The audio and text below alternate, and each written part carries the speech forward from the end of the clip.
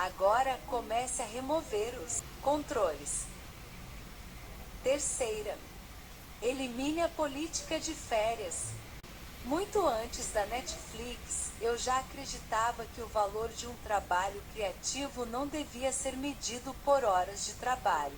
Esse tipo de pensamento é uma relíquia da era industrial, quando os funcionários executavam tarefas que agora são feitas por máquinas. Se um chefe de equipe viesse até mim e dissesse: Reed, quero promover a Sherry, ela trabalha loucamente, eu ficaria frustrado. E eu com isso, quero que esse gestor me diga: vamos promover a Sherry, ela está causando um grande impacto. Não porque ela está acorrentada à escrivaninha. E se Sherry estivesse alcançando resultados incríveis trabalhando 25 horas por semana deitada em uma rede no Havaí? Bem, vamos lhe dar um grande aumento. Ela é extremamente valiosa. Hoje, na era da informação, o que importa é o que você realiza, não quantas horas trabalha, especialmente para funcionários de empresas criativas como a Netflix. Nunca prestei atenção em quantas horas as pessoas estão trabalhando, quando o assunto é a maneira como julgamos o desempenho na Netflix. O simples fato de alguém trabalhar muito é irrelevante. Contudo, até 2003, nós atribuíamos férias e controlávamos os dias de folga, como todas as outras empresas que eu conhecia. A Netflix estava seguindo o fluxo. Cada funcionário recebia um número específico de dias de férias por ano, de acordo com seu tempo na empresa. Então, uma sugestão de um funcionário nos levou a fazer uma mudança. Ele destacou: estamos todos trabalhando online em alguns fins de semana, respondendo a e-mails tarde da noite, tirando uma tarde para resolver assuntos pessoais. Não contamos as horas trabalhadas por dias ou por semanas. Por que contamos dias de férias por ano? Não havia resposta. Um funcionário podia trabalhar das 9 da manhã às 5 da tarde, turno de 8 horas, ou das 5 da manhã às 9 da noite, turno de 16 horas. Essa é uma variação de 100%, mas ninguém monitorava isso. Então, por que devo me preocupar se esse funcionário trabalha 50 ou 48 semanas por ano? Essa é apenas uma variação de 4%. Patty MC Corp sugeriu que eliminássemos de vez a política de férias. Vamos apenas dizer que a nossa política de férias é: tire as, ponto. Eu gostava da ideia de dizer às pessoas que elas eram responsáveis pelas próprias vidas e podiam decidir sozinhas quando trabalhar e quando fazer uma pausa. Mas não conhecia nenhuma outra empresa que fizesse isso. Fiquei preocupado com a maneira como a coisa se desenrolaria. Durante esse período, muitas vezes eu acordava à noite com um dos dois pesadelos a seguir. No primeiro, é verão. Estou atrasado para uma reunião importante. Entro no estacionamento do escritório e corro até o prédio. A preparação que tenho a fazer é gigantesca. Exigirá a colaboração de todo o escritório. Entro correndo pela porta da frente, gritando nomes: David, Jack, mas o escritório está em um silêncio mortal. Porque o lugar está vazio. Finalmente encontro Patty em seu escritório usando uma estola de penas brancas. Patty, cadê todo mundo? Pergunto, ofegante. Ela ergue o olhar da mesa com um sorriso. Ah, oi, Kit. Estão todos de férias. Essa era uma grande preocupação. Éramos um grupo de pessoas reduzido com muito a realizar. Se 2 membros da equipe de 5 compradores de DVDs tirassem férias durante um mês no inverno, isso prejudicaria os negócios. Será que funcionários permanentemente em férias afundariam a empresa? No segundo pesadelo, é inverno e há uma nevasca lá fora, como havia em Massachusetts quando eu era criança. Todo o quadro de funcionários está preso no escritório, com montes de neve bloqueando a porta. Há estalactites de gelo do tamanho de presas de elefante no teto. O vento açoita as janelas. O escritório está cheio de gente. Alguns estão deitados no chão da cozinha, dormindo. Outros olham, absortos, para seus computadores. Estou furioso. Por que ninguém está trabalhando? Por que todos estão tão cansados? Tento fazer com que as pessoas adormecidas no chão voltem ao trabalho.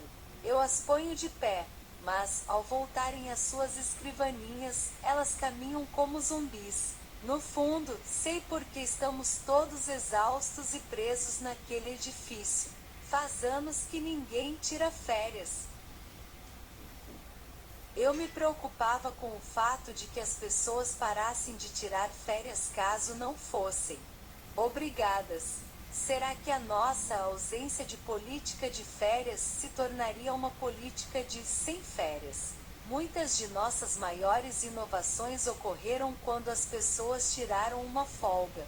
Um exemplo disso foi Neil Hunt, que foi nosso Chief Product Officer por quase 20 anos.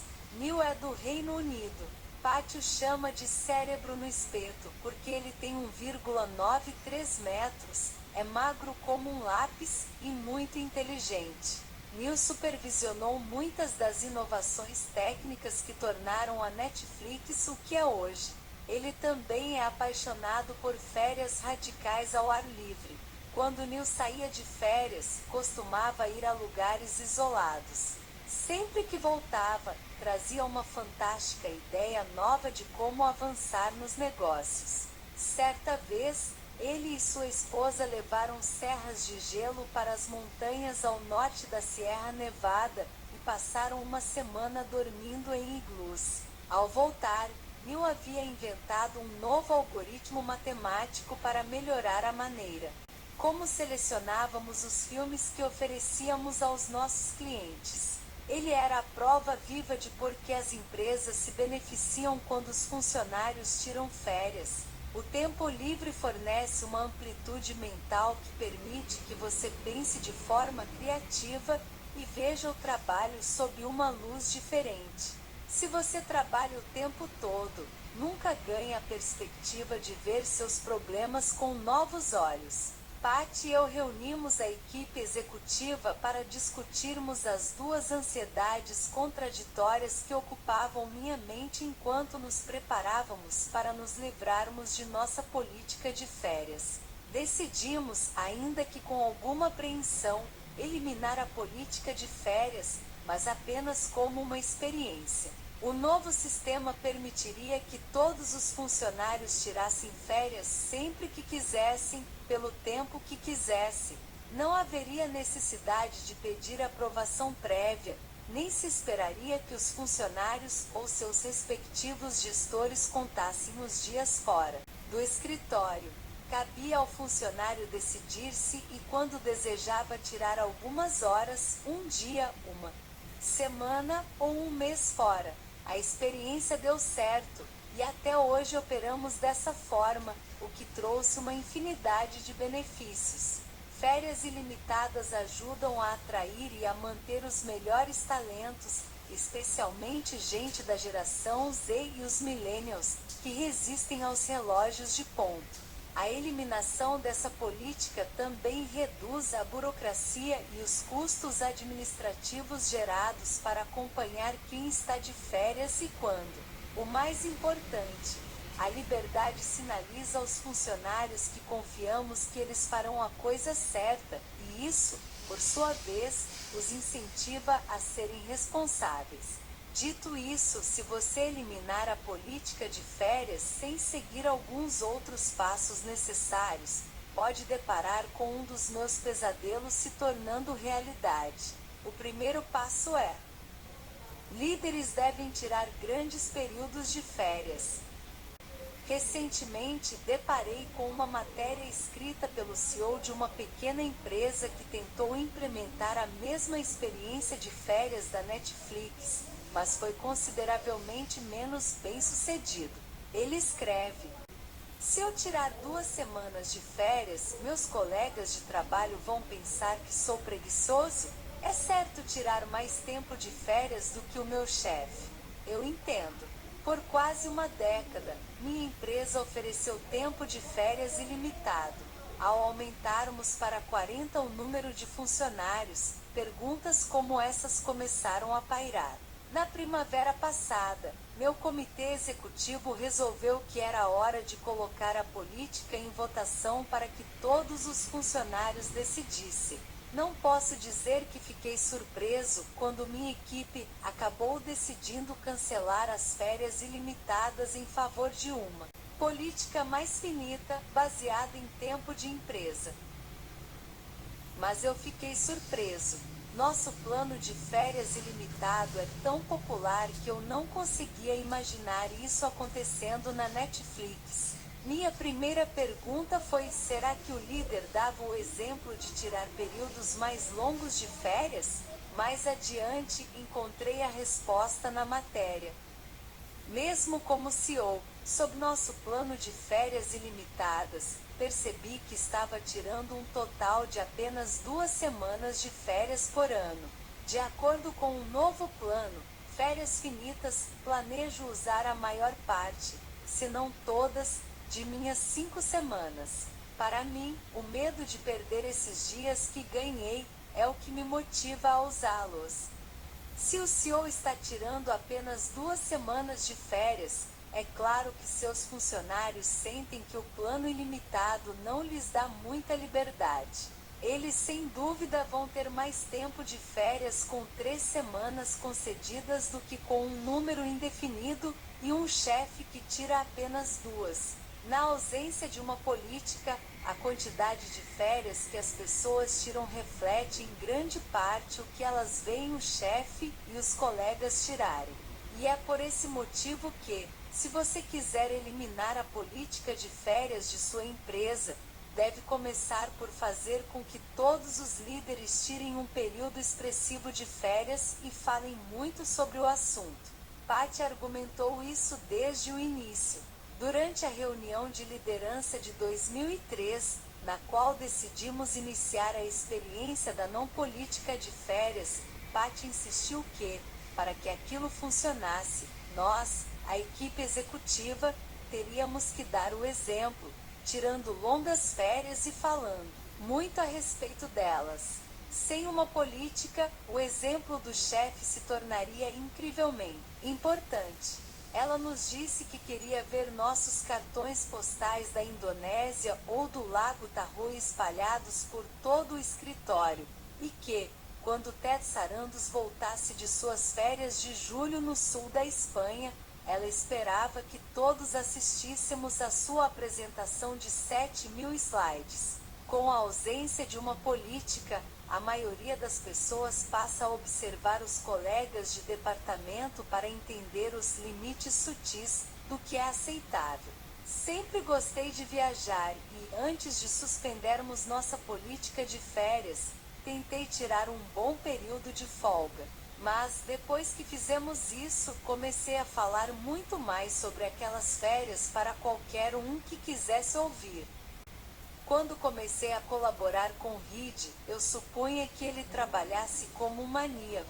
Fiquei muito surpresa ao ver que ele parecia estar sempre de férias. Ele não pôde se encontrar comigo enquanto eu estava em Los Gatos porque estava escalando nos Alpes. Ele reclamou de um torcicolo por conta de travesseiros ruins depois de passar uma semana na Itália com a esposa. E um ex-funcionário me contou que ele e Reed tinham acabado de voltar de uma semana de excursão de mergulho em Fiji. Pelas contas de Reed, ele tira 6 semanas de férias por ano. Do alto da minha limitada experiência, eu acrescentaria no mínimo. O exemplo de Reed é fundamental para que as férias ilimitadas sejam bem-sucedidas na Netflix. Se o CEO não estabelece um modelo, o método não funciona. Mesmo assim, o fato de Reed tirar férias substanciais teve o efeito pretendido em algumas áreas da Netflix, mas não se saiu tão bem em outras. Quando os líderes abaixo de Reed não seguiam o exemplo dele, seus funcionários pareciam os zumbis do segundo pesadelo de Reed. Tome como exemplo Kyle, executivo de marketing. Antes de ingressar na Netflix, ele trabalhava como jornalista de mídia impressa.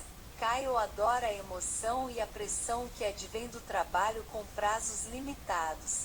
Estamos no meio da noite, e chegam notícias urgentes. O jornal será impresso em poucas horas. Não há nada mais emocionante do que a pressão do relógio e a recompensa de terminar em questão de horas um projeto que deveria levar dias. Os filhos de Kyle são adultos. Ele está com quase 60 anos e até pouco tempo chefiava um dos departamentos da Netflix sediados em Hollywood. Na empresa, ele continuou a trabalhar como se estivesse sempre com prazo apertado e assim como todo mundo em seu departamento. Kyle explicou: todos trabalhamos loucamente, mas é porque somos apaixonados por nosso trabalho. Kyle não tira muitas férias e não fala muito sobre o assunto, mas as pessoas em seu departamento ouviram a mensagem claramente. A gerente de marketing Donna é um exemplo de síndrome de burnout. De acordo com seu relógio inteligente, Donna dormira 4 horas e 32 minutos na noite anterior, trabalhar até tarde e acordar cedo em um esforço para concluir o que ela descreveu como montanhas de trabalho incompleto, era seu status quo. Donna não tirava férias havia 4 anos, desde o nascimento do primeiro de seus 2 filhos. Tirei alguns dias de folga para visitar minha mãe no dia de ação de graças. Passei o tempo todo trabalhando. Por que Donna não usou a liberdade atribuída aos funcionários da Netflix e tirou mais tempo de folga? Meu marido trabalha com animação, e sou eu quem garante o pão de cada dia. Donna trabalhava muito porque era isso que seu chefe e todos na equipe faziam, e ela não queria que parecesse que não estava dando o máximo de si. A cultura Netflix tem ótimos ideais, mas às vezes a lacuna entre os ideais e a prática é grande, e ela deve ser preenchida pela liderança. Quando os líderes não dão um bom exemplo, acho que o resultado são pessoas como eu. À medida que a Netflix cresce, aumenta também o número de pequenos grupos que parecem não ter sido alcançados pelo modelo de Reed e pelas instruções iniciais de Pat. Nessas equipes da Netflix, a ausência de política de férias parece mais uma política de sem férias. Mas muitos líderes na empresa estão copiando o exemplo de Reed de tirar longas férias e se certificar de que todos estejam vendo. E quando isso acontece, os funcionários usam a liberdade que a Netflix oferece de muitas formas surpreendentes e benéficas. Greg Peters, que substituiu Neil Hunt como Chief Product Officer em 2017, é um exemplo. Ele faz seu horário de 8 às 18 para estar em casa a tempo de jantar com os filhos. Greg faz questão de tirar férias longas, para visitar a família de sua esposa em Tóquio, e incentiva a equipe a fazer o mesmo. Como líderes, o que dizemos é apenas metade da equação, explica Greg. Nossos funcionários também estão de olho no que fazemos. Se eu disser e quero que você encontre um equilíbrio saudável e sustentável entre sua vida profissional e a pessoal, mas ficar no escritório 12 horas por dia, as pessoas vão reproduzir minhas ações, não minhas palavras. As ações de Greg estão falando alto e claro, e seu pessoal está ouvindo. John, um engenheiro que trabalha na equipe de Greg, é mais um exemplo. Ele dirige um Oldsmobile 1970 de 2 cores, marrom e bege, com bancos dianteiros de vinil, painéis com visual de madeira e muitas memórias. John adora a sensação de ser transportado de volta aos anos 1970 enquanto dirige até o escritório na sede da Netflix no Vale do Silício. O Oldsmobile oferece o espaço necessário para sua mountain bike, seu violão, o filhote de cachorro da raça Leão da Rodésia e as filhas gêmeas de 6 anos. John se sente um pouco culpado por seu extraordinário equilíbrio entre vida profissional e pessoal. Já tirei 7 semanas de férias este ano e estamos apenas em outubro. Meus chefes tiram muitas férias, mas acho que nem eles sabem quanto eu tirei. Ninguém nunca me perguntou ou esboçou qualquer reação. Ando de bicicleta, sou músico e minhas filhas precisam de mim. Costumo pensar, se estou ganhando todo esse dinheiro, será que não deveria trabalhar mais? Mas estou fazendo muita coisa, então digo a mim mesmo que esse equilíbrio incrível entre vida profissional e pessoal é correto. Outros membros da equipe de Greg encontraram maneiras criativas de organizar suas vidas que, em uma política tradicional de férias, seriam impossíveis. Sarah, uma engenheira de software sênior, trabalha de 70 a 80 horas semanais, mas tira 10 semanas de férias por ano. Mais recentemente, fez uma viagem à Amazônia brasileira para conhecer mais a respeito dos Yanomamis. Ela considera isso um ciclo de várias semanas de trabalho intenso, seguidas de uma semana fazendo algo completamente diferente. Esse é o grande benefício da liberdade de férias da Netflix, explicou. Não é você poder tirar mais ou menos dias de férias, mas é poder organizar a vida da maneira louca que quiser. Desde que você faça um ótimo trabalho, ninguém se importa. O comportamento do chefe parece ser tão influente que pode até mesmo eliminar normas culturais nacionais. Antes de se tornar Chief Product Officer, Greg trabalhou por um tempo como gerente geral da Netflix em Tóquio. No Japão, quem trabalha no setor executivo é conhecido por trabalhar por muitas horas e folgar por um curto período. Há histórias de pessoas que trabalham tanto que literalmente morrem por causa disso.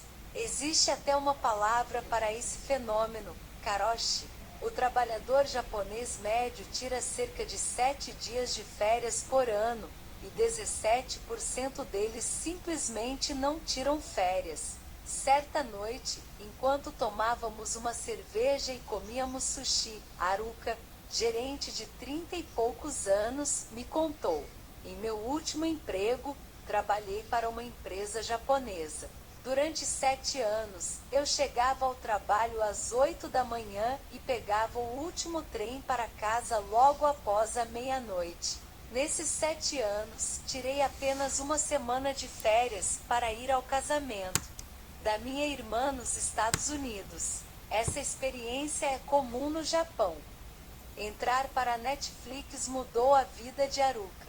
Quando Greg estava aqui, ele ia embora do escritório todos os dias antes da hora do jantar, e os demais funcionários faziam o mesmo. Ele com frequência ia passar férias na ilha de Okinawa ou em Niseko, levava os filhos para esquiar, e quando voltava, mostrava as fotos para nós. Ele também perguntava sobre nossas férias, então todos começamos a tirá-las. Meu maior medo de sair da Netflix é que eu teria que voltar a uma vida sufocante de dias longos e ininterruptos de trabalho, porque a Netflix oferece um equilíbrio incrível entre vida profissional e pessoal. Greg, um americano, conseguiu que um escritório inteiro de japoneses trabalhasse e tirasse férias como se fossem europeus. Ele não criou regras ou preocupações, apenas deu o exemplo de comportamento e comunicou suas expectativas. Se você quer eliminar a política de férias da sua empresa, dê o exemplo. Até na Netflix, onde tiro 6 semanas de férias por ano, e incentivo minha equipe de liderança a fazer o mesmo, As histórias de Kyle e Donna demonstram que fazer repercutir a ideia de tirar longas férias requer constantes lembranças e atenção.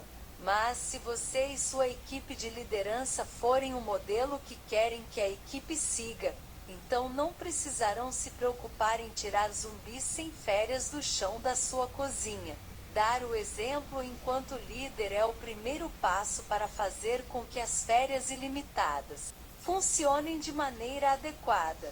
A outra preocupação que muitos expressam em relação ao assunto é de que suas equipes usem a liberdade para tirar meses e meses de férias ou que saiam em momentos inconvenientes, prejudicando o trabalho da equipe e sabotando os negócios. Isso nos leva ao segundo passo necessário para a suspensão bem-sucedida da política de férias.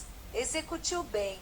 E isso vai ajudar a resolver também o problema de qualquer líder em sua organização que, como Kyle, não segue o exemplo de seus chefes no quesito tirar longas férias e, assim, fracassa em conseguir o equilíbrio saudável entre a vida profissional e a pessoal na própria equipe. Definir e reforçar o contexto para orientar o comportamento dos funcionários.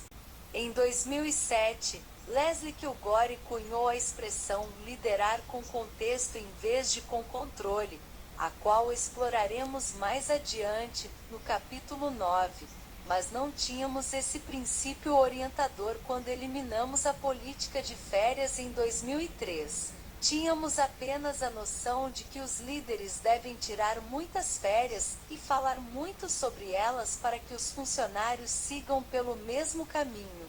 Não tínhamos pensado muito na necessidade de dizer alguma outra coisa específica ou definir um contexto.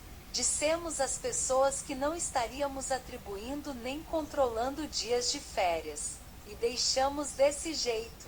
Em alguns meses começamos a ter problemas. Em janeiro de 2004, um diretor do departamento de contabilidade entrou no meu escritório e reclamou. Graças à sua brilhante ideia de eliminar a política de férias, este ano fecharemos o balanço com atraso. Um integrante de sua equipe, cansado de ter que trabalhar nas duas primeiras semanas de janeiro, o período anual crítico para os contadores, reivindicou direito de tirar essas 2 semanas de férias, jogando o departamento no caos. Em outra situação, esbarrei com a responsável por uma das equipes diante da fruteira da cozinha. Seus olhos e seu rosto estavam inchados, como se ela tivesse chorado. Reed, essa liberdade de férias está me matando. Sua equipe de 4 pessoas tinha um prazo iminente a cumprir, de um grande projeto. A licença paternidade de um funcionário teria início na semana seguinte. Agora, outra informara que dali a 2 semanas faria um cruzeiro de um mês no Caribe. Ela achou que não podia dizer não a nenhum deles. Este é o preço da liberdade que oferecemos, lamentou-se. É assim que chegamos ao segundo passo fundamental para eliminar sua política de férias com sucesso. Quando você elimina uma política, os funcionários não sabem como operar com essa ausência. Alguns ficam paralisados até que o chefe lhes diga explicitamente qual o modo correto de proceder. Se você não disser a eles, tire uma folga, eles não tirarão. Outros imaginam que têm total liberdade para se comportar de maneiras completamente inapropriadas, como sair de férias em um momento que prejudique os demais. Isso não apenas sabota a eficiência da equipe, como pode levar o gestor a tomar uma medida súbita e demitir o funcionário, o que não é bom para ninguém.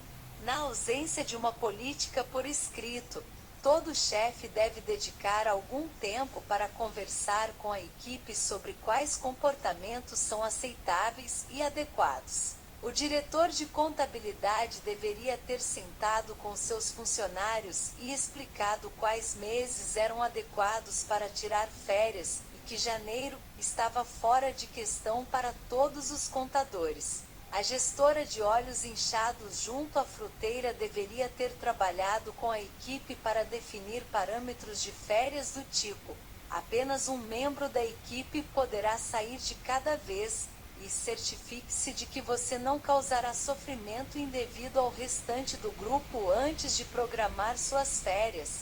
Quanto mais claro o gestor for ao definir o contexto, melhor. Aquele diretor de contabilidade pode fazer o seguinte pedido: por favor, avise com pelo menos 3 meses de antecedência se for ficar um mês fora. Mas para tirar 5 dias de folga, em geral avisar um mês antes é o apropriado. À medida que uma empresa cresce, a variedade de maneiras como os líderes definem o contexto e modelam o comportamento aumenta. Devido ao rápido crescimento e mudança da Netflix, é fácil sentir-se sobrecarregado e sob pressão. Qualquer gestor que não seja atencioso e alerta pode deparar rapidamente com um batalhão de donas em sua equipe. O erro de Kyle não foi apenas não dar o exemplo de tirar férias longas, mas também não ter definido o contexto de folgas que ele esperava que a equipe tirasse para manter um equilíbrio saudável entre a vida profissional e pessoal.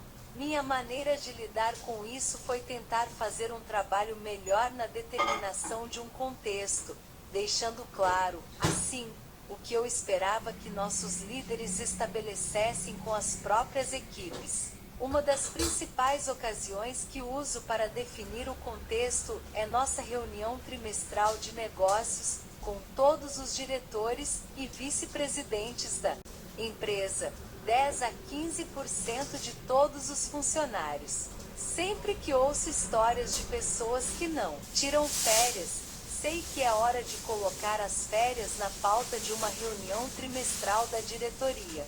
Isso me dá a oportunidade de falar sobre o tipo de ambiente ao qual aspiramos e dá aos nossos líderes a chance de discutir, em pequenos grupos, as técnicas que usam para alcançar um equilíbrio saudável entre a vida profissional e pessoal da nossa força de trabalho. A liberdade da política de férias agrega valor e mesmo que ninguém a utilize.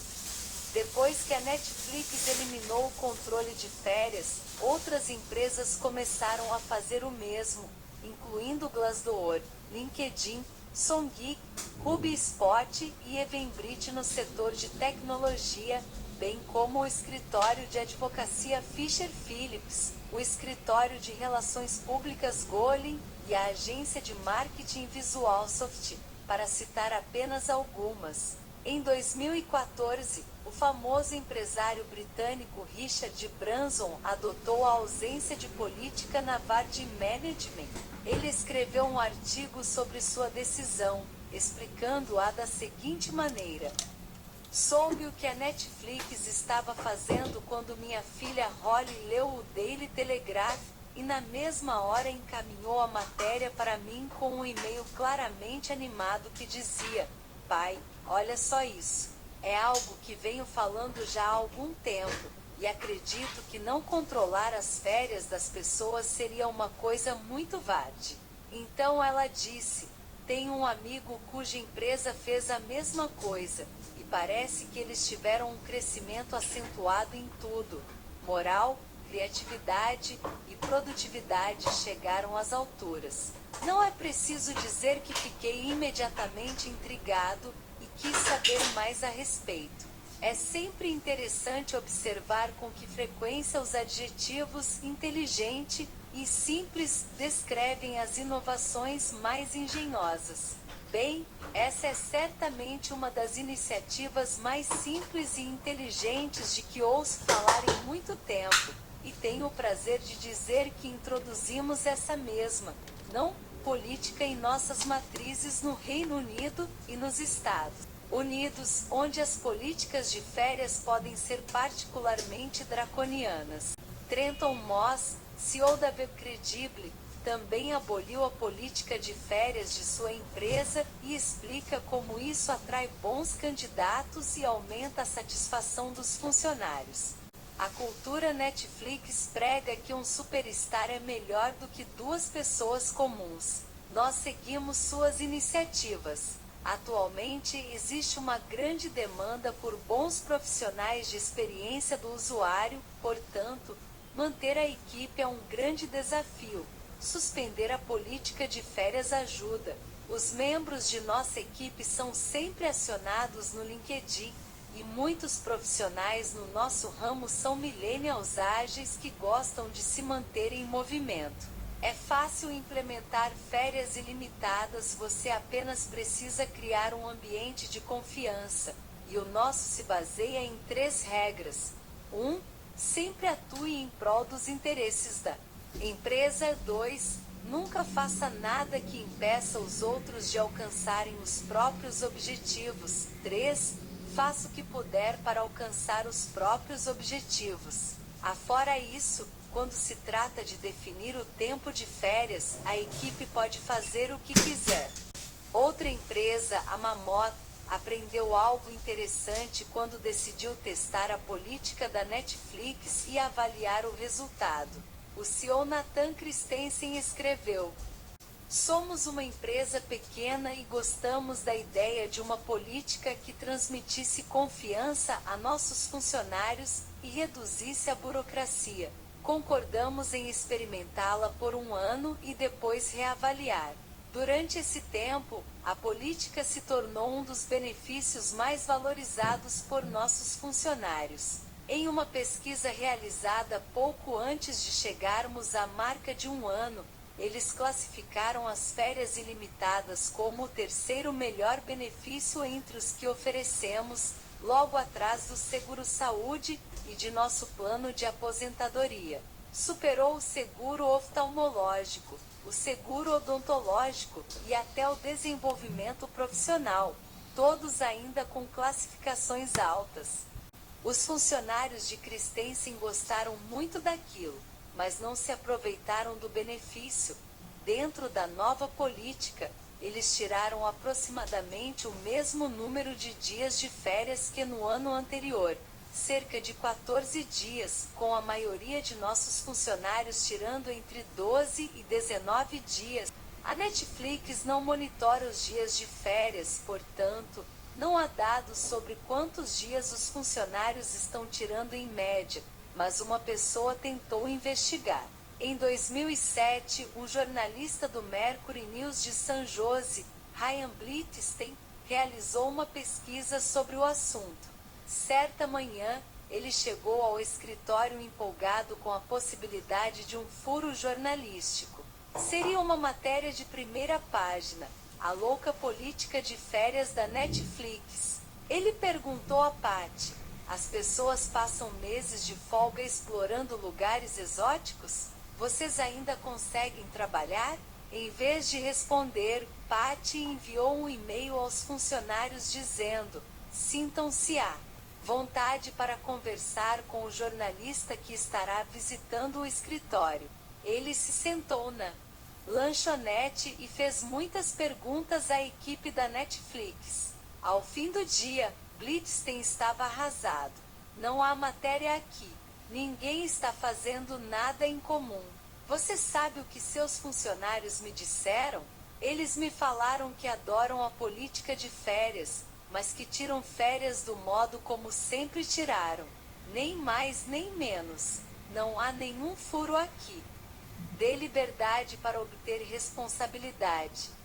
Eu achei que o céu poderia desabar depois que parássemos de controlar as férias, mas não houve grandes mudanças, exceto que as pessoas pareciam mais satisfeitas e nossos funcionários mais independentes, como aquela que queria trabalhar 80 horas durante 3 semanas seguidas e, então, visitar a tribo Yanomami na Amazônia. Gostaram particularmente da liberdade. Descobrimos uma maneira de dar aos nossos funcionários com alto desempenho um pouco mais de controle sobre suas vidas, e isso fez com que todos se sentissem um pouco mais livres. Devido à nossa alta densidade de talento, nossos funcionários já eram conscientes e responsáveis. Por causa de nossa cultura de sinceridade, Se alguém abusasse do sistema ou tirasse vantagem da liberdade concedida, outros se dirigiriam diretamente a essa pessoa e explicariam o impacto indesejável de suas ações. Na mesma época, aconteceu outra coisa que nos forneceu uma lição fundamental. Patty e eu percebemos que as pessoas pareciam estar começando a assumir um maior senso de responsabilidade no escritório. Coisas pequenas, como alguém começar a jogar fora o leite da geladeira quando azedava. Dar mais liberdade aos funcionários os levou a assumirem um maior senso de responsabilidade e a se comportarem com mais adequação. Foi quando Patty e eu cunhamos o termo liberdade com responsabilidade. Não se trata apenas de precisar de ambas as coisas, uma leva à outra. A ficha começava a cair. A liberdade não é o oposto da responsabilidade, como eu pensava. Ao contrário, é um caminho para atingi-la. Com isso em mente, procurei outras regras das quais poderíamos nos livrar. A política de viagens e despesas foi a seguinte: 3b. Elimine aprovações de viagens e despesas. Em 1995, antes da Netflix, um dos diretores de vendas da Peer Software, Grant, irrompeu de orelhas vermelhas em meu escritório, esmurrando a porta. Nosso manual do funcionário afirmava que, ao visitar um cliente, você pode alugar um carro ou pegar um táxi, mas não ambos. Eu aluguei um carro. O escritório do cliente ficava a 2 horas de distância. Um táxi teria custado uma fortuna. Era a opção mais correta, explicou Grant. Houve um evento noturno com vários clientes a 15 minutos do meu hotel. Eu sabia que todos beberíamos, então peguei um táxi. Agora o departamento financeiro não quer reembolsar os $15 que paguei de táxi porque eu tinha um carro alugado. Grant estava veementemente aborrecido. Vocês preferiam que eu bebesse e dirigisse? Patty McCord e eu passamos 1 hora pensando em como reescrever o manual para futuras emergências. Meses depois, Grant se demitiu. Quando vi como a equipe sênior gasta seu tempo, perdia confiança na empresa, afirmou em sua entrevista de saída. Grant estava certo. Na Netflix, eu não queria que ninguém perdesse tempo com esse tipo de discussão. Além do mais, não queria que nossos funcionários talentosos achassem que regras estúpidas os impediam de usar o cérebro para fazer o que era melhor. Essa era uma maneira evidente de matar as vibrações criativas que contribuem para um ambiente de trabalho inovador. Nos primeiros dias da Netflix, éramos como qualquer startup.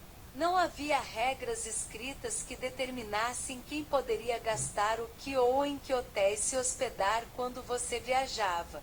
A empresa era tão pequena que cada compra importante era notada. Os funcionários eram livres para comprar o que precisassem, e caso exagerassem, alguém veria e corrigiria seu comportamento. Em 2004, no entanto, já éramos uma empresa pública havia 2 anos. É nessa fase que a maioria das empresas começa a implementar um monte de políticas. Nosso diretor financeiro, Barry McCarthy, me enviou um documento descrevendo uma proposta para uma nova política de despesas e viagens que refletiria os tipos de regras que a maioria das empresas de médio a grande porte estava usando. Incluía todo tipo de detalhes.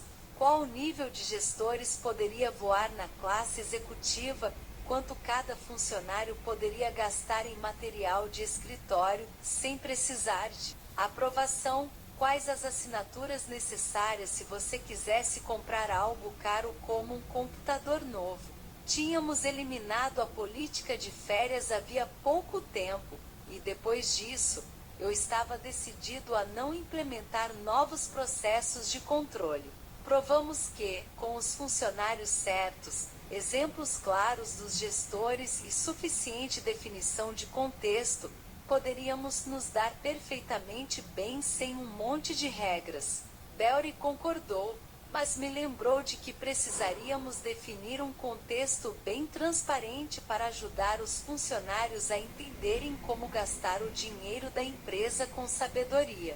Convoquei uma reunião em Half Moon Bay. Na pauta constava o item como articular diretrizes de gastos para os funcionários na ausência de uma política. Analisamos uma série de casos.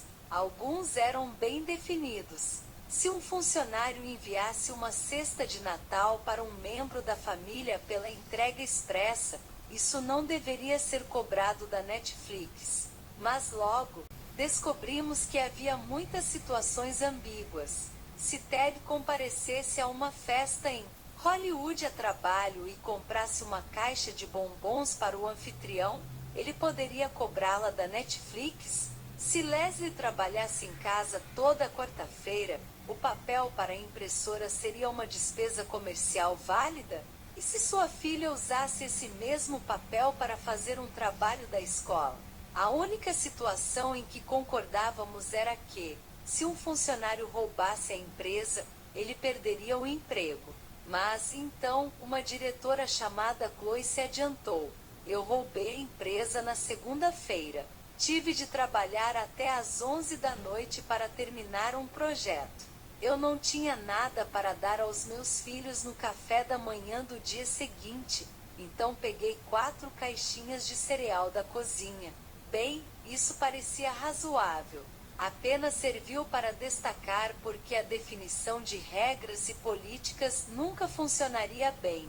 A vida real é muito mais cheia de nuances do que qualquer política jamais seria capaz de compreender. Sugere que pedíssemos às pessoas que gastassem dinheiro moderadamente. Os funcionários deviam pensar com cuidado antes de comprar qualquer coisa, como fariam com o próprio dinheiro. Então, criamos nossa primeira diretriz de despesas. Gaste o dinheiro da empresa como se fosse o seu. Eu me sentia muito bem quanto a isso. Era contido com meu próprio dinheiro e com o dinheiro da empresa, e achava que os demais também seriam. Mas, como se viu, nem todo mundo era tão mão fechada, e estilos dramaticamente divergentes de como gastar o próprio dinheiro criaram problemas. Houve um exemplo de David Wells, que se juntou ao nosso grupo como vice-presidente de finanças no momento em que discutíamos sobre essa questão em 2004. Mais tarde, se tornou nosso diretor financeiro de 2010 a 2019. Fui criado em uma fazenda na Virgínia. Vivíamos ao fim de uma estrada de terra batida de quase 2 quilômetros, longe da civilização. Meu cachorro Star e eu passávamos os dias perseguindo insetos e remexendo gravetos ao longo dos 80 hectares de bosque aberto que cercavam a minha casa. Não nasci em berço de ouro nem preciso de luxo.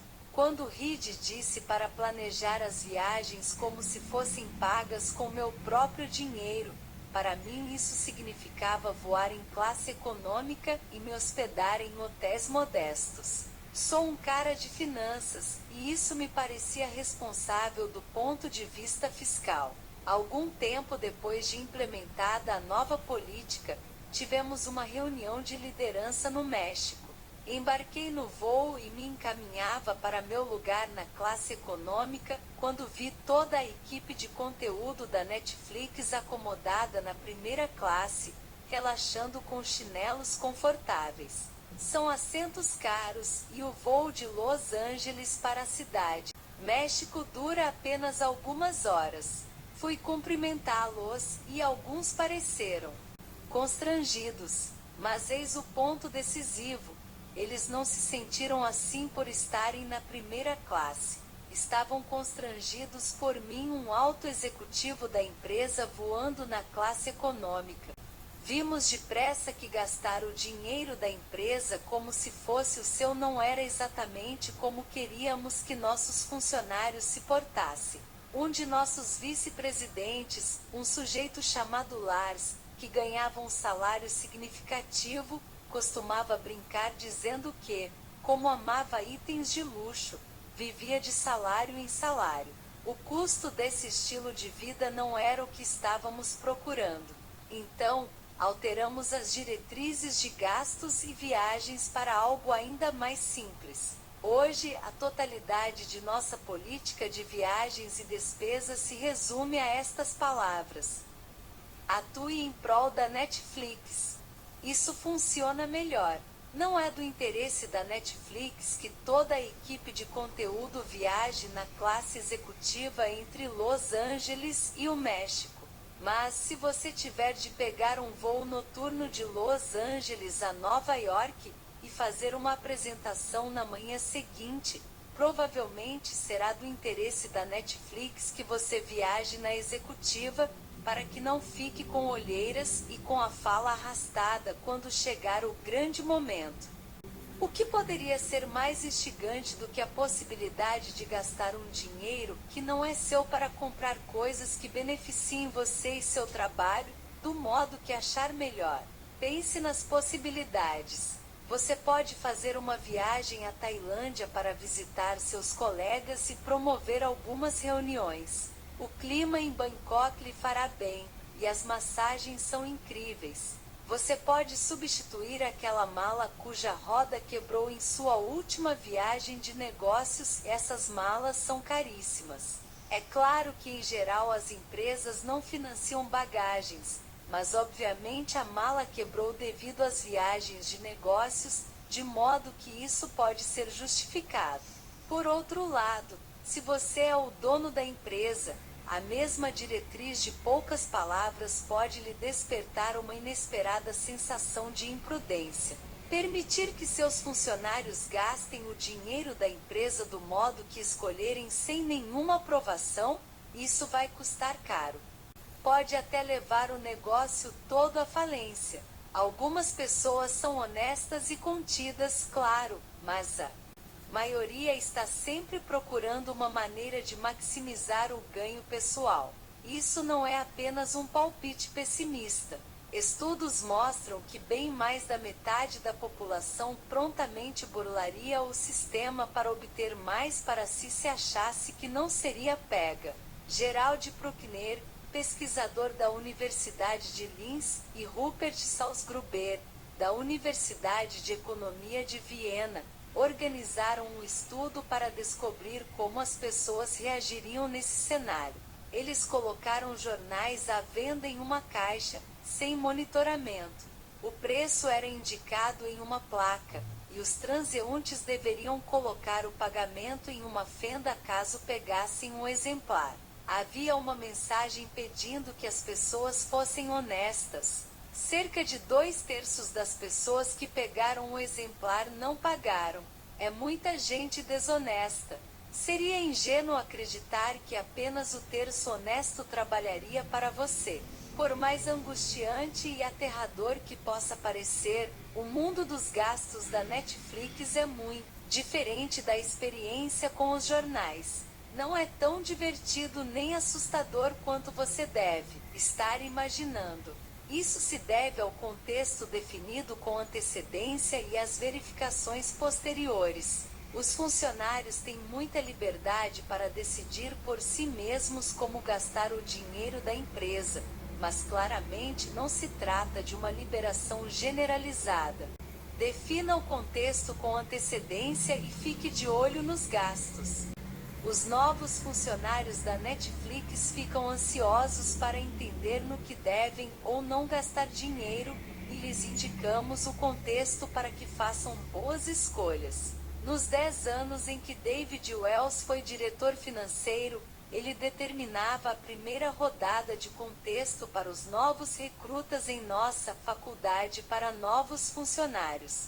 Ele explicava o seguinte: antes de gastar qualquer dinheiro, imagine que você será solicitado a ficar diante de mim e de seu próprio chefe e explicar por que escolheu reservar esse voo, esse hotel ou comprar esse telefone específico. Se você se sentir confortável com a explicação de por que tal compra foi do interesse da empresa, então não é necessário perguntar: vá em frente e compre. Mas se você se sentir um tanto desconfortável ao explicar sua escolha, adie a compra, entre em contato com seu chefe ou compre algo mais barato. É isso que quero dizer com contexto com antecedência. As instruções de David para que os funcionários imaginassem a explicação de suas compras para os chefes não são um simples exercício de faz de conta. Se você não tomar cuidado com os gastos, provavelmente terá de explicar suas compras. Na Netflix, você não precisa concluir um pedido de compra e aguardar a aprovação para adquirir alguma coisa. Você apenas compra, tira uma foto da nota fiscal e a envia diretamente para o reembolso. Mas isso não quer dizer que ninguém preste atenção no que você gasta. A equipe financeira oferece 2 caminhos para evitar despesas imprudentes. Os gestores podem escolher qual caminho seguir ou uma combinação dos dois. O primeiro método tende ligeiramente para uma cultura de liberdade com responsabilidade. A segunda opção a abraça por completo. Se o gestor optar por tender ligeiramente para esse caminho, funciona assim. Ao fim de cada mês, a equipe financeira envia um link para cada gestor, listando todos os recibos apresentados pelos funcionários nas semanas anteriores. Ele pode clicar nessas despesas e fazer uma busca detalhada para ver o que cada pessoa gastou. Patty McCord, que escolhia esse caminho quando trabalhava na Netflix, abria o e-mail do departamento financeiro no dia 30 de cada mês, rigorosamente, e analisava com atenção as despesas de todos os funcionários do departamento de RH. Ela achava com frequência que as pessoas estavam gastando demais. Patty relata um incidente de 2008 envolvendo Jaime, uma recrutadora de sua equipe de RH. No fim da tarde de sexta-feira, eu me preparava para ir para casa quando 2 funcionários da área de produtos vieram buscar Jaime para ir ao Giudecca, um restaurante grego sofisticado no Vale do Silício, com estrelas Michelin. Eu disse: "Vocês estão saindo para beber?" Mas Jaime respondeu: "Não, faremos uma reunião no jantar." No final do mês, quando recebi o relatório de gastos de minha equipe, vi que Jaime apresentara um recibo da Giudecca no valor de $400. $400. Aquilo não me pareceu certo. Eu disse: "Ei, Jaime, essa é a conta de quando você saiu com o pessoal de produtos, algumas semanas atrás." E era. Ela explicou que John pedira uma garrafa de vinho. John e Greg gostam de um bom vinho. Aquilo me deixou furiosa. Eu disse: "Se esses caras querem beber garrafas de vinho de $100, que fiquem à vontade. Nós os pagamos bem o bastante para que possam comprá-las." Foi quando Patty definiu o contexto que Jaime precisava ouvir. Você pode gastar essa quantia ao levar um candidato para jantar. Se o candidato pedir uma boa garrafa de vinho, tudo bem, faz parte do seu trabalho. Mas neste caso aqui estamos pagando para vocês comerem e beberem por conta da empresa. Não faz sentido. Se você quer se divertir com seus colegas, pague por isso. Se precisar de um local para uma reunião, requisite uma sala. Isso não foi feito pensando no melhor para a Netflix. Use o bom senso. Normalmente, depois de apenas uma ou 2 conversas esclarecendo o contexto, seus funcionários aprendem a gastar o dinheiro da empresa com sabedoria e a coisa se resolve. Quando os funcionários percebem que os gestores estão de olho nas despesas, é pouco provável que testem os limites. Essa é uma maneira de reduzir gastos, mas muitos gestores da Netflix preferem uma versão mais radical da liberdade com responsabilidade. Para aqueles dispostos a abraçar a liberdade com responsabilidade por completo, há outro caminho que elimina o incômodo administrativo de examinar recibos, deixando que nosso departamento de auditoria interna descubra os abusos. Entretanto, caso descubram algum, está tudo acabado para o funcionário. Leslie Kilgore explica. Minha equipe de marketing estava sempre viajando. Eles escolhiam os próprios voos e os próprios hotéis. Enumerei diversos cenários para eles, de modo a ajudá-los a escolherem seus gastos. Se você fosse pegar um voo noturno e precisasse trabalhar na manhã seguinte, a classe executiva fazia sentido.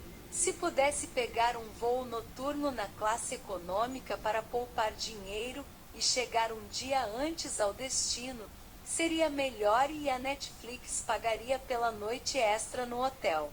Quase nunca é do interesse da Netflix voar trajetos curtos na classe executiva.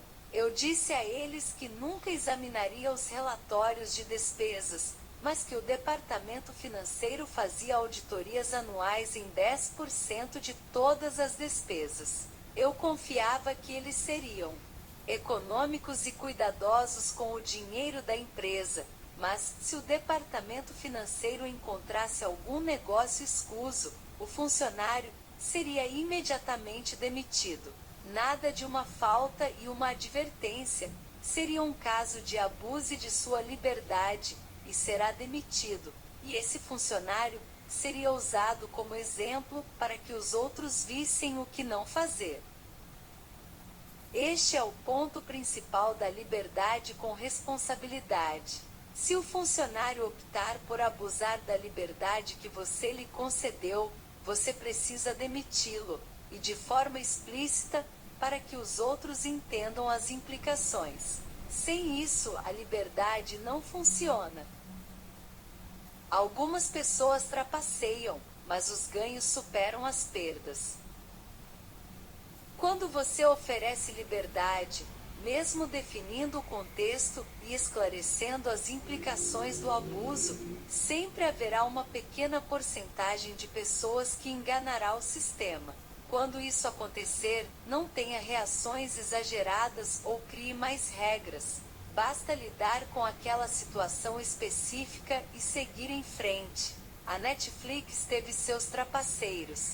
O caso mais comentado é o de um funcionário de Taiwan que viajava muito a negócios e dava um jeito de passar inúmeras férias de luxo à custa da empresa. Seu gestor não verificava os recibos e o departamento de finanças não o auditou durante 3 anos consecutivos. Quando foi pego, ele já havia gastado mais de $100.000 em viagens pessoais. Nem é preciso dizer que foi demitido. Na maioria dos casos, os funcionários estão mais interessados em testar até onde podem ir do que em desfalcar a empresa. O vice-presidente de operações corporativas Brent Vickens supervisiona os escritórios da Netflix em todo o mundo. Certa primavera, uma mulher de sua equipe, Michelle, fez diversas viagens de negócios a Las Vegas. Brent também verificava as despesas do próprio departamento, mas apenas algumas vezes por ano. Certa noite, não consegui dormir, então cliquei no link em meu e-mail intitulado Despesas Departamentais Discriminadas por Funcionários. Examinei diversas pessoas de meu grupo quando, de repente, surgiu algo em comum. Michelle tinha uma despesa de viagem de $1.200 listada como comida e bebida no cassino Wynn Las Vegas. Era muita comida e muita bebida para 2 dias de viagem. Então, fiquei curioso e comecei a analisar as despesas dela nos últimos meses. Vi vários pequenos itens que não pareciam exagerados. Ela fora a Boston para uma reunião na quinta-feira e passara o fim de semana com a família.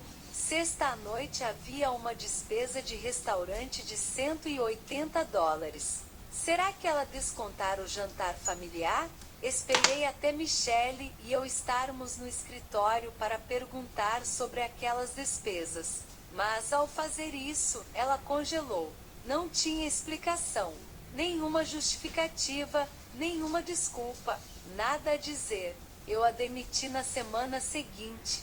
Enquanto embalava suas caixas, ela repetiu diversas vezes que aquilo tudo era um engano. Eu me senti horrível e ainda não entendo o que aconteceu. Ela foi embora e traçou uma ótima carreira em outro lugar. A liberdade que oferecemos não foi uma boa combinação para ela. Na reunião trimestral de negócios seguinte, a diretora de talentos da Netflix na época subiu ao palco e contou a história de Michelle para os 350 participantes, detalhando o caso, mas sem identificar a funcionária e o departamento. Ela pediu aos participantes que compartilhassem a situação com suas equipes, para que todos entendessem a gravidade de burlar o sistema.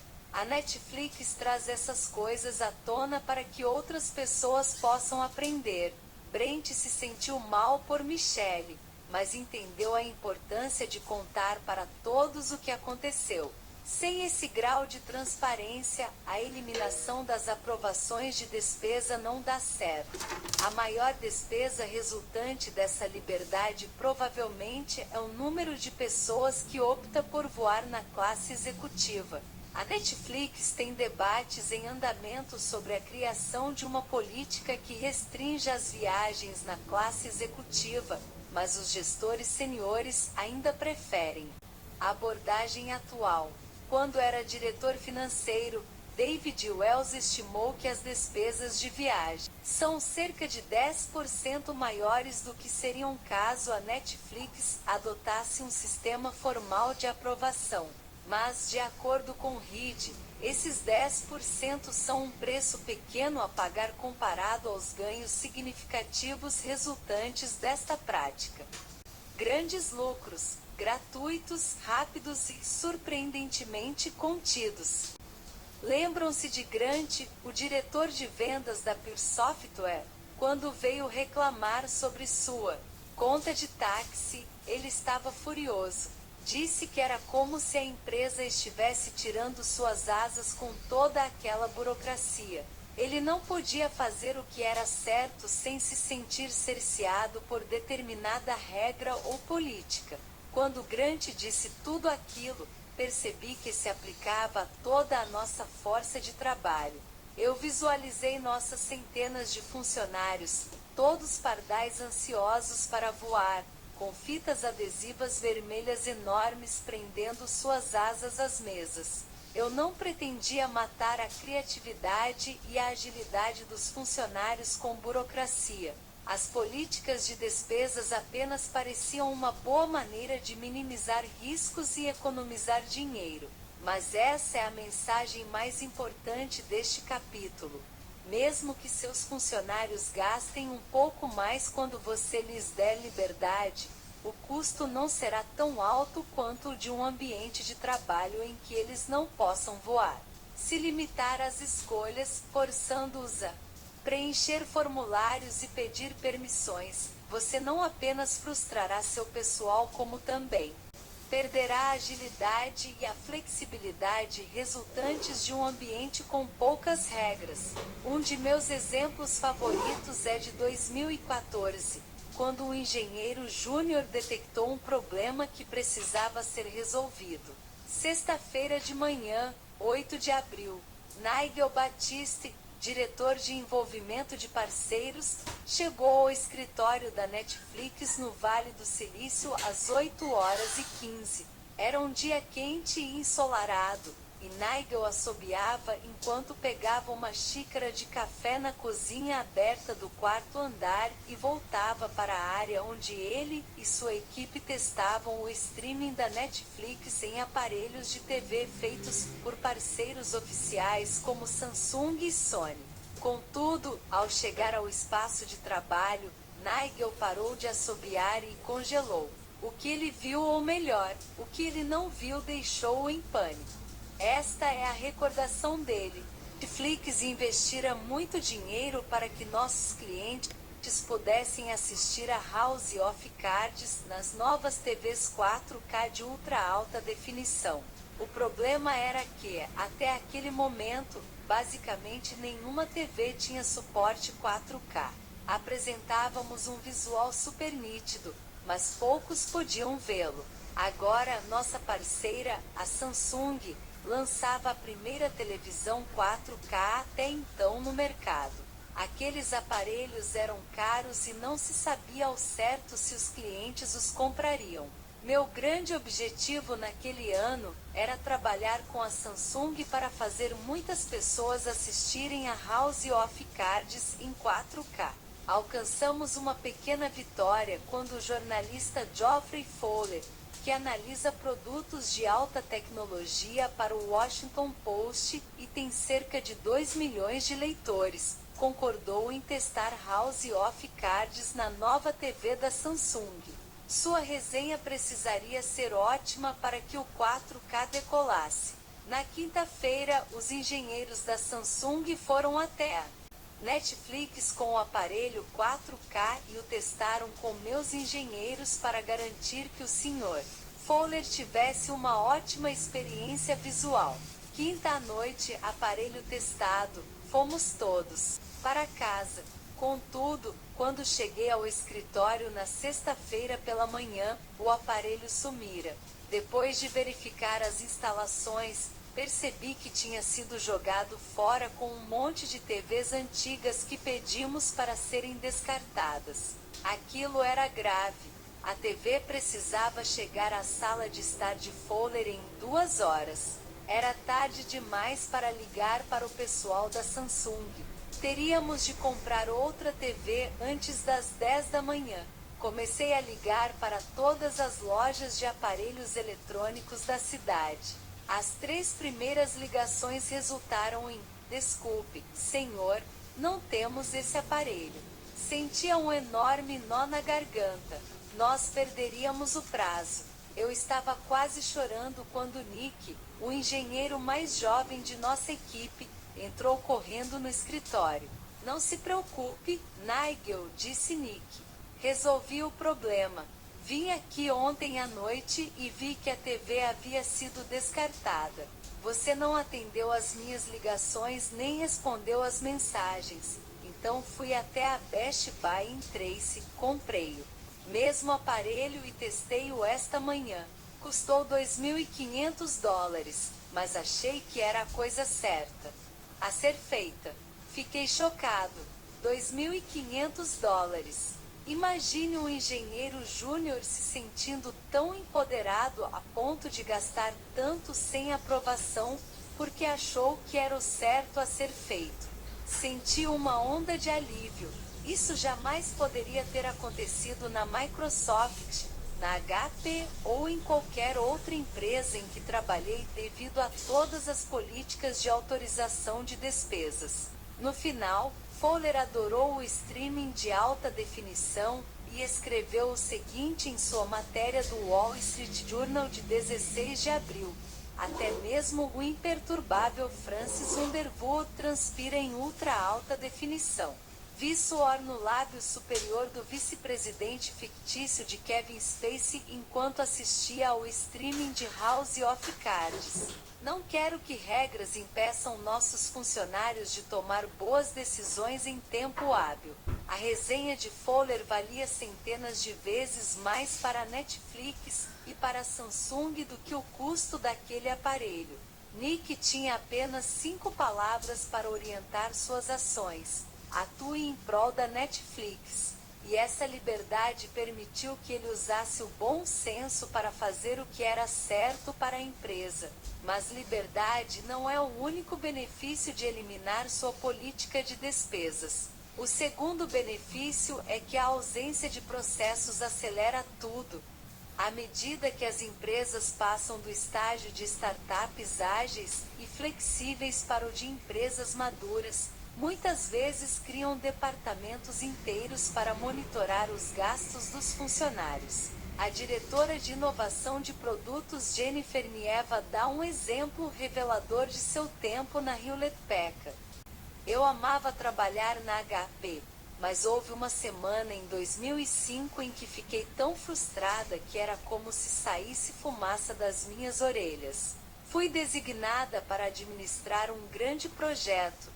e desde o início ficara acertado que eu precisaria contratar vários consultores externos altamente especializados para trabalharem comigo durante 6 meses. Analisei 8 empresas de consultoria e escolhi uma. O trabalho de 6 meses fora orçado em $200.000, e eu estava ansiosa para começar. Os consultores estavam disponíveis no momento, mas, se eu demorasse muito, seriam transferidos para outro cliente. Segui o processo e dei entrada em uma solicitação de aprovação de despesa no sistema de aquisições da HP. Depois, dei uma examinada em tudo aquilo. Eram necessárias as assinaturas de 20 nomes para que eu pudesse dar início ao projeto. Minha chefe, o chefe da minha chefe, o chefe do meu chefe, e também mais de uma dúzia de nomes dos quais eu nunca ouvira falar, pessoas que logo descobri que trabalhavam em nosso departamento de aquisições em Guadalajara, México. Será que eu perderia aqueles consultores que demorei tanto para encontrar? Minha chefe assinou, o chefe dela assinou, o chefe do chefe dela assinou. Então comecei a ligar para o departamento de aquisições, primeiro diariamente, depois de hora em hora. Na maioria das vezes, ninguém atendia. Por fim, liguei para uma mulher chamada Ana, que me atendeu. Usei todo o meu charme para que ela me ajudasse. A aprovação levou 6 semanas, e liguei para Ana tantas vezes que, quando ela decidiu dar o passo seguinte em sua carreira, me pediu para escrever uma recomendação para ela no LinkedIn. Pense no impacto na agilidade organizacional de uma empresa que tenha centenas, talvez milhares de Jennifers lidando mensalmente com os mesmos impedimentos. Processos dão aos gestores uma sensação de controle, mas deixam todo o resto mais lento. A história de Jennifer tem uma segunda metade, que é mais satisfatória. Eu entrei na Netflix em 2009, como gerente de marketing. Depois de 3 meses, preparei uma campanha de mala direta com 3 milhões de unidades. Usávamos o correio tradicional para enviar folhetos com fotos de nossos filmes mais populares. O projeto custaria quase $1 milhão. Imprimi a declaração de trabalho e encontrei meu chefe, Steve. Como faço para iniciar o processo de aprovação dessa despesa de quase $1 milhão? Perguntei, preparando-me para o pior. Você assina e envia por fax de volta ao vendedor, respondeu ele. Não estou brincando. Quase desmaiei. A partir dos exemplos de Nigel e Jennifer, podemos ver como uma simples diretriz de gastos, como atue em prol da empresa, oferece aos funcionários liberdade de escolha e a capacidade de progredir com rapidez. Mas liberdade e velocidade não são os únicos benefícios. Um terceiro benefício mais surpreendente é que alguns funcionários gastam de fato menos quando a política de despesas é eliminada. Cláudio, um diretor do Departamento de Percepção do Consumidor baseado em Hollywood, fornece um exemplo que explica isso. Meu trabalho exige fornecer entretenimento aos clientes. Na Viacom, meu último emprego, havia uma política que explicava para que tipo de restaurantes poderíamos levar os clientes, quem pagaria pelo que e quanto álcool a empresa estava disposta a reembolsar. Eu gostava daquilo, pois fazia eu me sentir seguro de estar agindo de acordo com os padrões. A regra era que, ao jantar com um cliente, eu podia pagar apenas pela primeira garrafa de vinho. Então, no início da refeição, eu dizia, a Viacom pagará pelo jantar e pela primeira garrafa de vinho. Depois disso, cada um de nós pagará as próprias bebidas. Conhecendo a regra, às vezes podíamos gastar até o limite, pedindo lagosta e uma garrafa de vinho particularmente cara. Mas a regra era transparente desde o início, de modo que podíamos trabalhar com aquilo. Depois de algumas semanas na Netflix, eu me preparava para meu primeiro jantar com clientes. Perguntei à minha chefe, Tânia, qual é a política de despesas para refeições com clientes? Sua resposta foi irritante. Não há política. Use o bom senso. Haja em prol da Netflix. Senti que ela estava me testando para ver se eu tinha bom senso, o que me deixou desconfortável. Naquela refeição, eu estava determinado a mostrar a Tânia como eu era contido. Pedi um dos pratos mais baratos do menu e decidi tomar apenas uma cerveja, mais barata que vinho. No final da refeição, quando vi que os clientes se preparavam para algumas rodadas de bebida, dei uma desculpa, paguei a conta e lhes desejei boa noite. De modo algum eu pagaria pela festa deles. Durante meu período na Netflix, vi que Tânia não estava tentando me testar. Ela não verificava meus recibos de jantar. Ainda assim, sem uma regra, você nunca sabe quando seu discernimento será questionado. Eu me sinto mais seguro seguindo a mesma prática de pedidos comedidos que usei naquela primeira noite. Sem lagostas e sem vinhos caros. A história de Cláudio ilustra o curioso impacto das regras. Quando você as define, algumas pessoas procuram ansiosamente uma maneira de tirar proveito delas. Se a Viacom dissesse aos funcionários, peçam uma entrada, um prato principal e uma garrafa de vinho ou similar para 2 pessoas, eles poderiam pedir caviar, lagosta e uma garrafa de champanhe. Está dentro das regras, mas é muito caro. Quando você instrui as pessoas a agirem pensando no melhor para a empresa, elas pedem salada Cessa, peito de frango e 2 cervejas. A empresa que possui uma política não é necessariamente aquela que economiza dinheiro. O terceiro ponto. Com uma força de trabalho composta quase exclusivamente por profissionais com alto desempenho, você poderá esperar que as pessoas se comportem com responsabilidade. A partir do momento em que se estabelece uma cultura de sinceridade, os funcionários passam a cuidar uns dos outros e tentam garantir que as ações de seus colegas de equipe estejam alinhadas com o interesse da empresa. Com isso, você pode começar a eliminar os controles e dar mais liberdade à sua equipe. Os melhores lugares por onde começar são a eliminação das políticas de férias, viagens e despesas. Esses elementos dão às pessoas maior controle sobre as próprias vidas e transmitem com clareza a mensagem de que você confia que seus funcionários farão o que é certo. Por sua vez, a confiança que você oferece incutirá um sentimento de responsabilidade em sua força de trabalho, levando todos na empresa a terem mais senso de propriedade. Lições do capítulo 3A, Férias. Ao eliminar a política de férias, explique que não há necessidade de pedidos de aprovação prévia e que nem os próprios funcionários, nem seus gestores devem controlar seus dias fora do escritório. Cabe ao funcionário decidir se e quando deseja tirar algumas horas, um dia, uma semana ou um mês de folga. Quando você elimina a política de férias, isso deixa um vazio. O que o preenche é o contexto que o chefe fornece para a equipe. Diversas discussões devem ocorrer, estabelecendo a maneira como os funcionários devem abordar suas decisões de férias.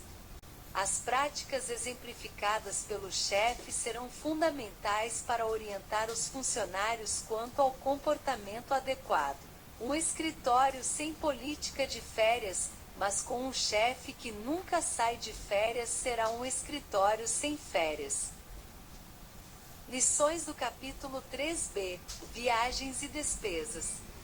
Ao remover as políticas de viagens e despesas, incentive os gestores a definir com antecedência um contexto sobre como gastar dinheiro e a checar os recibos dos funcionários. Se as pessoas gastarem demais, expanda o contexto. Sem controle de despesas, você precisará que o departamento financeiro faça uma auditoria anual de parte dos reembolsos. Ao encontrar pessoas que abusam do sistema, demita-as e fale abertamente sobre a situação. Isso é necessário para que os outros entendam as implicações de um comportamento irresponsável. Algumas despesas podem aumentar com a liberdade, mas os custos com gastos excessivos não são tão altos quanto os ganhos resultantes dessa liberdade. Com liberdade de despesas, os funcionários poderão tomar decisões rápidas para gastar dinheiro de maneiras que ajudem o negócio. Sem a perda de tempo e os custos administrativos associados aos pedidos de compras e processos de aquisição, você desperdiçará menos recursos. Muitos funcionários responderão à nova liberdade gastando menos do que gastariam em um sistema com regras. Quando você diz às pessoas que confia nelas, estas demonstram quão confiáveis são. Rumo a uma cultura de liberdade com responsabilidade. No verão, logo após termos eliminado com êxito a política de férias, eu me preparava para uma corrida com Trista, o filho de 11 anos de Patty McCord. Enquanto treinávamos correndo ao longo da costa de Santa Cruz, me vi refletindo sobre minha experiência uma década antes, na Pure Software. Nos primeiros anos na Pure Software, éramos um pequeno grupo trabalhando sem regras ou políticas. Em 1996, porém, nós crescemos, principalmente por meio de aquisições, e o número de funcionários subiu para 700. Quando trouxemos novas pessoas, algumas agiram de forma irresponsável, o que nos custou caro. Respondemos como a maioria das empresas. Implementamos políticas para controlar o comportamento das pessoas. Toda vez que adquiríamos uma empresa, Patty pegava nosso manual e o manual deles e os unificava.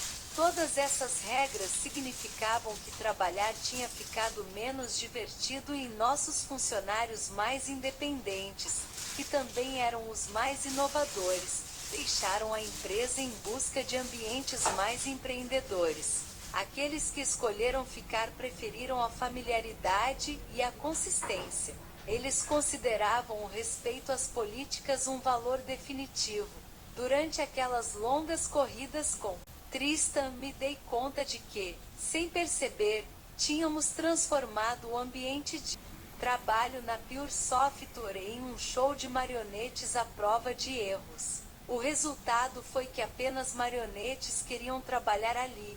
Bem, não marionetes de verdade, mas você entende o que eu quero dizer. Naquele verão, percebi que a Netflix chegara a um ponto em que provavelmente seguiria o mesmo caminho que a Pure Software, se não trabalhássemos ativamente contra aquilo. A empresa crescia, e nossos líderes tinham cada vez mais dificuldade de acompanhar o que todos faziam. Normalmente seria o momento de introduzir mais políticas e processos de controle, a fim de lidar com a complexidade que vem do crescimento. Contudo, após o sucesso de nossas experiências com as políticas de férias e despesas, comecei a me perguntar se poderíamos fazer o oposto. Haveria outras regras das quais poderíamos abdicar? Em vez de aumentar o controle dos funcionários à medida que crescíamos, poderíamos aumentar sua liberdade? Decidimos que, no lugar de estabelecer mais regras e procedimentos, continuaríamos a fazer duas outras coisas. 1. Encontrar novas maneiras de aumentar a densidade de talento. Para atrair e manter as melhores pessoas, teríamos de garantir a mais atraente oferta de remuneração. 2. Encontrar novas maneiras de aumentar a sinceridade. Se pretendíamos eliminar controles, precisaríamos garantir que nossos funcionários tivessem todas as informações necessárias para tomarem boas decisões sem a supervisão dos gestores. Isso exigiria mais transparência organizacional e a eliminação de segredos na empresa.